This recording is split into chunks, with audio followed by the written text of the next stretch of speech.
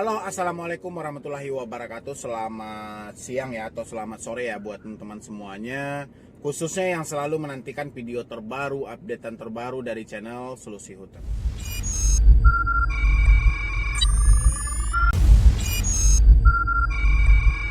Terima kasih ya buat teman-teman semuanya yang selalu mensupport, selalu menantikan video terbaru, updatean terbaru dari channel Solusi Hutang. Saya ucapkan ribuan terima kasih. Semoga channel ini makin berkembang dan saya makin semangat lagi memberikan solusi dan motivasi buat Anda semuanya ya. Jadi seperti judul video kita hari ini, yaitu pinjol ini asalan ini ya. Si A yang minjol, si B yang kena teror ya. Dan ditambah lagi yaitu 5 tahun gagal bayar pinjol, itu rumah akan disita. Ini masih tentang ancaman teroran ketika kita tidak mampu membayar hutang pinjol, kita tidak mampu memenuhi keinginan dari debt collector pinjol. Ini akan berdatangan kepada kita semuanya. Dan ini yang mau kita bahas hari ini. Tapi sebelum saya lanjutkan bahas video ini, bagi teman-teman semuanya yang belum support channel ini, silahkan disupport dulu. Semoga channel ini makin berkembang lagi, saya makin semangat lagi memberikan solusi dan motivasi buat Anda semua.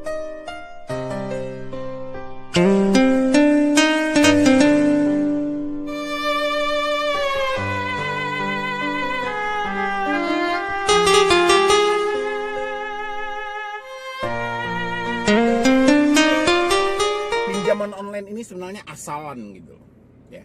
Kenapa asalan? Karena contoh yang seperti saya sampaikan tadi, atau seperti yang ada di judul video ini, si A yang minjam, si B yang kena teror. Saya yang minjam, teman saya yang jadi sasaran.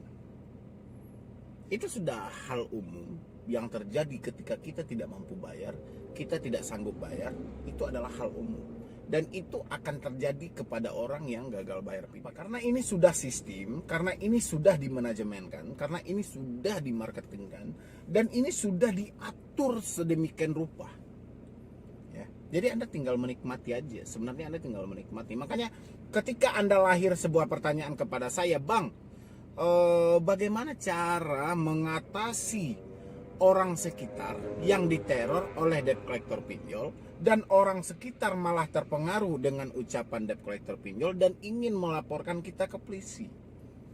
Banyak ya pertanyaan seperti itu. Ada juga yang bertanya ke saya, Bang, anak dari teman saya diteror oleh debt collector pinjol dan sekarang teman saya tidak terima dan dia ingin melaporkan saya ke polisi ya. Dan berbagai hal lainnya yang akan terjadi. Sebenarnya ini sudah disetting, ini sudah direncanakan jauh hari sebelum Anda telat bayar pinjol. Ini sudah direncanakan. Jadi Anda itu sebenarnya tinggal menunggu waktunya aja. Jadi ketika Anda gagal bayar, itu akan terjadi ya. Kenapa? Karena kekuatan mereka yang paling utama itu adalah orang sekitar kita. Jadi dia akan mencari. Jadi ini bukan berarti teman Anda aja. Misalnya Anda ada 100 kontak yang sering berkomunikasi dengan Anda, baik dari kontak keluar maupun kontak masuk. Pokoknya sering berkomunikasi kepada Anda. Ada 100 kontak. Dalam 100 kontak ini bukan berarti semuanya bisa mereka pengaruhi. Cuman ada 1-5 orang yang otaknya mungkin tidak bisa berfungsi sama sekali dan kosong, bisa dimasuki oleh debt collector pinjol ini. Dan itu salah satunya terjadi kepada teman Anda. Dan secara tidak sadar, kalau orang ini telah terpengaruh oleh debt collector, secara tidak sadar dia juga ikut menagih Anda dan dia juga ikut membantu debt collector pinjol tanpa dia sadari. Ya. Jadi memang rumit sih untuk menjelaskan kepada orang yang seperti ini. Ini memang rumit. Kenapa? Karena dia itu seakan sudah kena hipnotis oleh debt collector pinjol. Jadi otak mereka itu lebih dahulu diisi oleh debt collector pinjol daripada Anda yang isi. Jadi rasa kepercayaan mereka itu sangat drastis berkurang kepada Anda dan dia lebih full percaya kepada debt collector. Ya. Tapi di sini poinnya di sini. Apabila situasi ini terjadi kepada diri Anda, hal yang paling pertama Anda lakukan adalah Anda tidak perlu menjelaskan kepada mereka.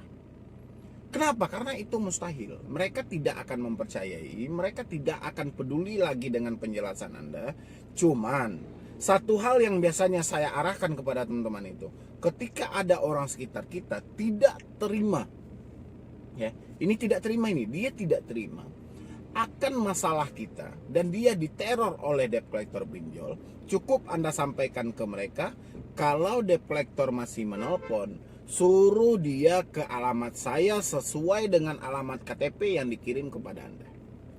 Kenapa? Karena saya tidak merasa minjam di aplikasi online dan saya siap bertanggung jawab kalau mereka menyatakan saya punya hutang, tapi silahkan datang sesuai dengan alamat saya.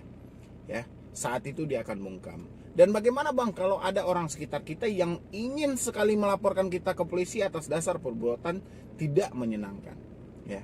Perbuatan tidak menyenangkan kalau sebatas dia diteror oleh debt collector pinjol, habis itu dia melaporkan Anda, ini sama ibarat kucing ya mungkin dengan tikus.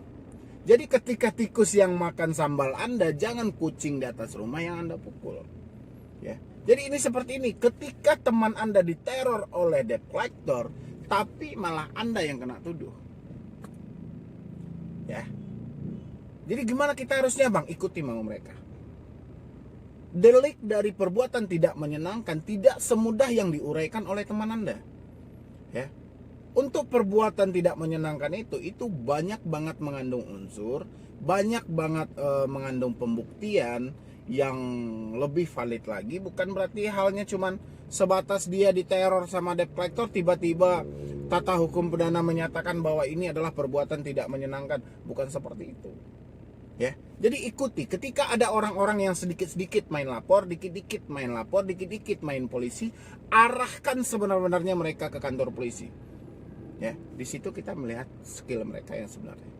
Tapi kalau kita tetap menghalangi, kita tetap dengan segala cara memberikan alasan kepada mereka, menunjukkan bahwa kita ketakutan ketika mereka menyatakan ada polisi ini segala macam, ini akan menjadi bumerang lagi bagi kita. Dan dia lebih ganas daripada debt collector pinjol, ya. Jadi kalau ada teman-teman yang seperti itu, jangan tunjukkan kelemahan Anda kepada mereka. Oke, sampai di situ paham ya. Jadi ada lagi nih, 5 tahun telat atau gagal bayar pinjol, itu rumah akan disita, denda dan bunga akan membengkak. Ini kata siapa gitu loh? Debt collector Bang? Ya jelas, debt collector itu adalah manusia yang paling pintar membuat suatu skenario supaya Anda membentuk dramanya, ya. Dia rancangkan satu kalimatnya, Anda bentuk uraiannya dan kesimpulannya. Itulah yang terjadi saat ini. Jadi debt collector mengucapkan siap-siap, suatu saat rumah Anda akan kami sita, dan Anda malah memikirkan rumah Anda sudah hilang, ya. Ini sering terjadi. Kenapa? Jadi saat ini kalau memang kita sudah tidak mampu, itu segala ancaman pasti akan kita terima, ya. Salah satunya ini, ya. 5 tahun kita gagal pinjol, itu rumah kita akan disita. Katanya ini, ya, bukan faktanya.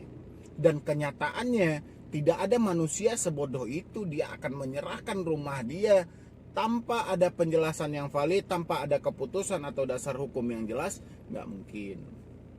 Itu logikanya, ya.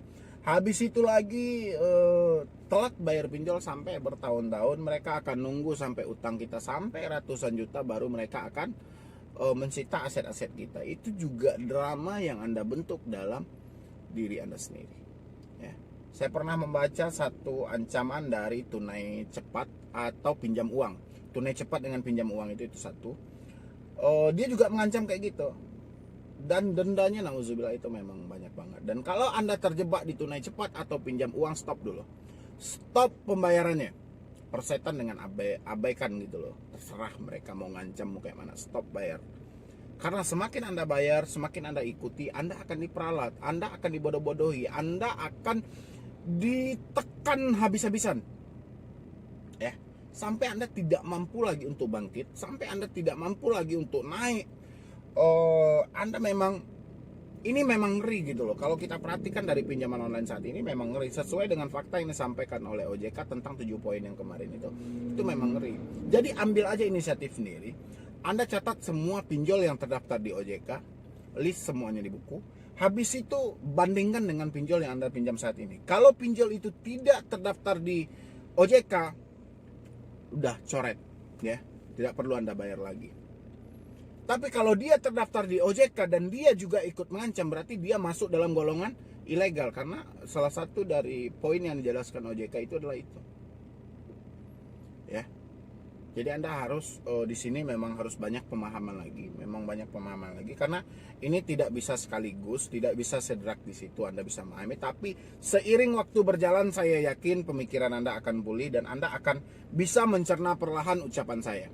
Dan saya berharapnya semua teman-teman itu bebas. Yang jelasnya semua ancaman yang terjadi yang lahir dari mulut debt collector pinjol itu tujuannya adalah untuk mengambil uang Anda, memeras uang Anda supaya Anda ketakutan dan mereka semena-mena bisa memeras Anda sehabis-habisnya.